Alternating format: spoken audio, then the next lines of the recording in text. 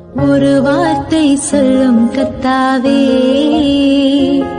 என் வாழ்க்கையெல்லாம் செழிப்பாகுமே. ஒரு வார்த்தை சொல்லும் கர்த்தாவே, என் வாழ்க்கையெல்லாம் செழிப்பாகுமே. ஆண்டவராகிய இயேசு கிறிஸ்துவின் இனிதான நாமத்திலே ஒரு வார்த்தை சொல்லும் கர்த்தாவே என்ற தியான நிகழ்ச்சிக்கு உங்களை அன்புடன் வரவேற்கிறோம். கர்த்தர் கிருபையாய் தந்த இந்த நல்ல நாளிலும் மீண்டும் உங்களை கர்த்தருடைய வார்த்தை மூலம் சந்திப்பதிலே மிக்க மகிழ்ச்சி அடைகிறோம். நீங்கள் எல்லாரும் சுகமாக இருக்கிறீர்களா? கர்த்தருடைய கிருபையினாலே நீங்கள் எல்லாரும் சுகமாக இருப்பீர்கள் என்று சொல்லி நாங்கள் நம்புகிறோம். கர்த்தருடைய கிருபையும் சமாதானமும் உங்கள் குடும்பங்களிலே பெருகுவதாக. நேற்றைய தினத்திலே கேள்வி நேரத்தில் கலந்து கொண்டு பதில்களை அனுப்பி கொடுத்த அனைத்து கர்த்தருடைய பிள்ளைகளையும் இயேசு கிறிஸ்துவின் நாமத்திலே வாழ்த்துகிறோம். கர்த்தர் உங்களை ஆசீர்வதிப்பாராக. 1 பேதுரு 5:7 அவர் உங்களை விசாரிக்கிறவரானபடியால் உங்கள் கவலைகளை எல்லாம் அவர் மேல் வைத்து விடுங்கள்.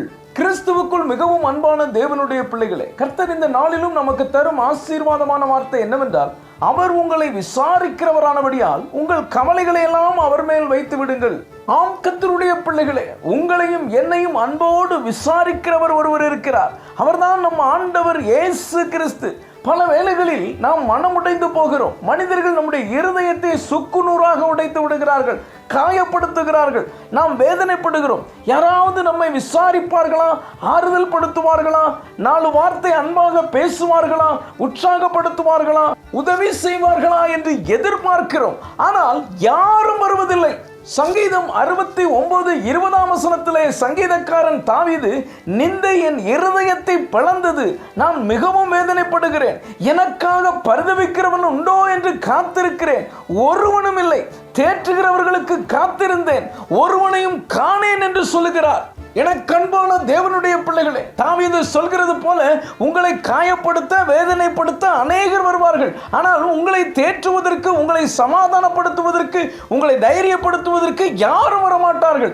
ஆனால் உங்களை மிகவும் நேசிக்கும் ஆண்டவர் இயேசு கிறிஸ்து உங்களுக்காக வருவார். உங்களை ஆறுதல் படுத்துவார், உங்களை விசாரிப்பார், உங்களை தேற்றுவார், உங்களுக்கு உதவி செய்வார். ஏன் தெரியுமா? அவர் உங்களுடைய வேதனைகளையும் பாடுகளையும் பலவீனங்களையும் அறிந்திருக்கிறார். எபிரேயர் 4:15 இப்படியாக சொல்கிறது, நம்முடைய பலவீனங்களை குறித்து பரிதவிக்க கூடாத பிரதான ஆசாரியர் நமக்கிராமல் எல்லா விதத்திலும் நம்மை போல் சோதிக்கப்பட்டும் பாவம் இல்லாமல் இருக்கிற பிரதான ஆசாரியரே நமக்கு இருக்கிறார். ஆம் கர்த்தருடைய பிள்ளைகளே, நம்மை போல எல்லா வேதனைகளையும் கஷ்டங்களையும் பாடுகளையும் அனுபவித்தவர் தான் நம் ஆண்டவர் இயேசு கிறிஸ்து. அவருக்கு நம்முடைய கவலைகள் வேதனைகள் நன்றாகவே புரியும். கர்த்தர் இன்றைக்கு உங்களுடைய வேதனையை கவலையை மாற்றப் போகிறார். எத்தனை பேர் இந்த வார்த்தையை விசுவாசிக்கிறீர்கள்? விசுவாசிக்கிறவர்கள் ஆமென் என்று சொல்லுங்கள். இஸ்ரவேல் ஜனங்கள் எகிப்து தேசத்திலே ஆலோட்டிகளின் நிமித்தம் அவர்கள் படுகிற பாடுகளை பார்க்கவே பார்த்து அவர்கள் வேதனையை அறிந்திருக்கிறேன் என்று சொல்லி கர்த்தர் இறங்கி வந்தார். அதே தேவன் உங்களை விடுவிக்கும்படி, உங்கள் இருதய வேதனைகளை போக்கும்படி இன்றைக்கு இறங்கி வந்திருக்கிறார். உங்கள் கவலைகளை அவர் மேல் வைத்து விடுங்கள். உங்கள் இருதய வேதனைகள் நிச்சயம் நீங்கும். மத்தேயு 15:22 நாம் வாசிப்போம். அப்பொழுது அந்த திசைகளில் குடியிருக்கிற கானானிய ஸ்திரீ ஒருத்தி அவரிடத்தில் வந்து, ஆண்டவரே, தாவீதின் குமாரனே, எனக்கு இரங்கும், என் மகள் பிசாசினால் கொடிய வேதனைப்படுகிறாள் என்று சொல்லி கூப்பிட்டாள்.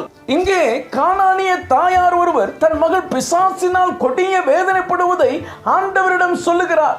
ஆண்டவர் அவருடைய விசுவாசத்தை கனம் பண்ணி, உன் விசுவாசம் பெரிது, நீ விரும்புகிறபடி உனக்கு ஆக கடவுது என்று சொல்லி அற்புதம் செய்கிறார். அவளுடைய மகள் சுகம் பெறுகிறாள். எனக்கு அன்பான தேவனுடைய பிள்ளைகளே, உங்கள் இருதயத்தின் வேதனையை அறிந்தவர் ஆண்டவர் இயேசு கிறிஸ்து. பிசாசின் கிரியைகள் உங்களை வேதனைப்படுத்துகிறதா? கர்த்தர் பிசாசின் கிரியைகளை நிர்மூலம் பண்ணுவார். மனிதர்கள் உங்களை காயப்படுத்துகிறார்களா? சூழ்நிலை உங்களை வேதனைப்படுத்துகிறதா? வியாதி உங்களை வேதனைப்படுத்துகிறதா? பண கஷ்டம் உங்களை வேதனைப்படுத்துகிறதா? எதுவாக இருந்தாலும் கவலைப்படாதிருங்கள்.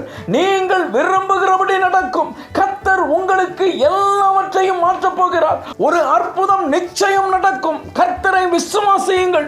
ஜெபிப்போம். அன்பின் பரலோக பிதாவே, இந்த நல்ல நேரத்துக்காக உம்மை நன்றியோடு உம்மை துதிக்கிறோம், உம்மை ஸ்தோத்திரிக்கிறோம். அவர் உங்களை விசாரிக்கிறவரானபடியால் உங்கள் கவலைகளை எல்லாம் அவர் மேல் வைத்து விடுங்கள் என்று சொல்லி நீர் எங்களோடு பேசினதற்காக நன்றி தகப்பனே. இந்த வார்த்தைகளை கேட்டுக்கொண்டிருக்கிற உடைய பிள்ளைகளாகிய நாங்கள் எங்கள் கவலைகளை எல்லாம் உடைய பாதத்திலே இறக்கி வைக்கிறோம். எங்களுக்கு நீர் ஆறுதலையும் தேறுதலையும் நீர் தருகிறதற்காக ஸ்தோத்திரம். இயேசுவின் மூலம் ஜெபிக்கிறோம் நல்ல பிதாவே, ஆமென், ஆமென்.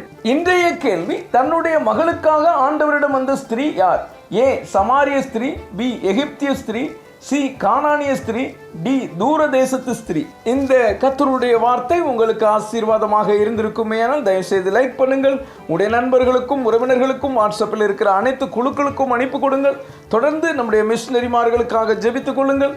கர்த்தர் உங்களையும் உங்கள் குடும்பத்தின் பிள்ளைகளையும் அபரிவிதமாய் ஆசீர்வதிப்பாராக.